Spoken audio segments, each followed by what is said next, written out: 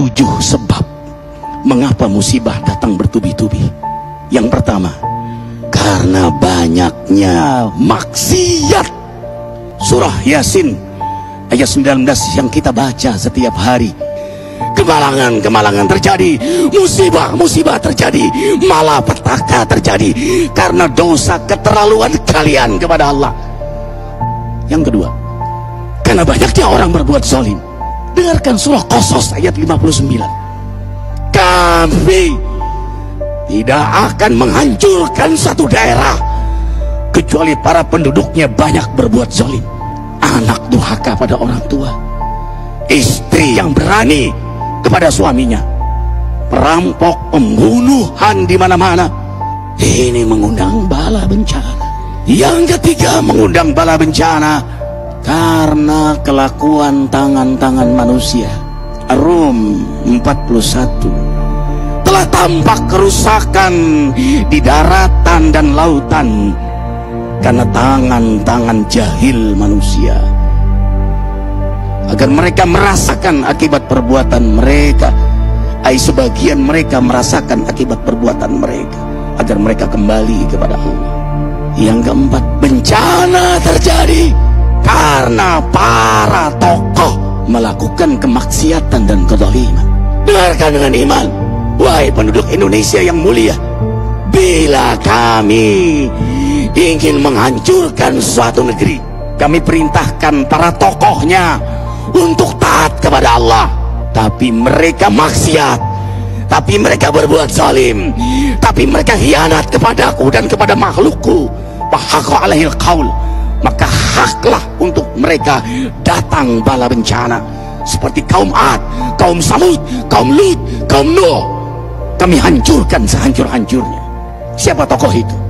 Para pemimpin kita yang sumpah Al-Quran di kepalanya, demi Allah tidak korupsi.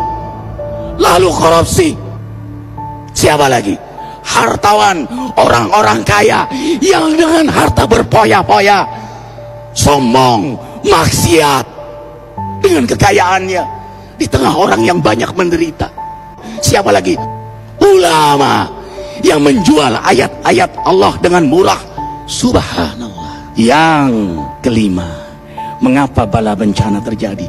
Karena orang-orang soleh, orang-orang baik diam melihat kemaksiatan dan kemungkaran. Surah Al-Anfal ayat 25. Takutlah kalian dengan musibah yang tidak hanya menimpa orang yang maksiat, orang yang berbuat zalim, tapi juga kalian orang-orang soleh. Maka masa bodoh dengan kemaksiatan bukanlah sikap seorang mukmin. Amar ma'ruf nahi munkar adalah amal cerdas. Yang keenam, justru karena rahmat Allah, karena peringatan yang Allah hadirkan agar hadir mahkamah kesadaran kita. Ikhwah, dengarkan dengan iman surah Al-Baqarah ayat 155, 156, 157. Kami pasti uji kalian dengan sesuatu yang buat kalian takut lapar, takut miskin, takut kematian. Tapi kabarkan berita gembira bagi hamba Allah yang sabar dari semua ujiannya, yang mereka berkata, sesungguhnya kami milik Allah dan sungguhnya kami akan kembali kepada Allah. Yang terakhir, yang ketujuh, ada yang nanya, bagaimana yang maksiat yang selamat? Tenang-tenang saja.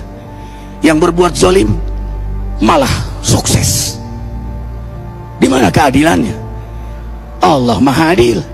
Dengarkan surah Hud ayat 15-16. Barang siapa mencari kesenangan dunia, lalu dia menghalalkan semua cara, apa kata Allah? Kami beri, tapi di akhirat tidak mendapatkan secuil pun kenikmatan, malah nikmat di dunianya menjadi bahan bakar azab untuk dirinya. Itulah istidrat. Lalu apa sikap kita sekarang? Orang beriman menjadikan peristiwa apapun sebagai jalan untuk mendekatkan dirinya kepada Allah.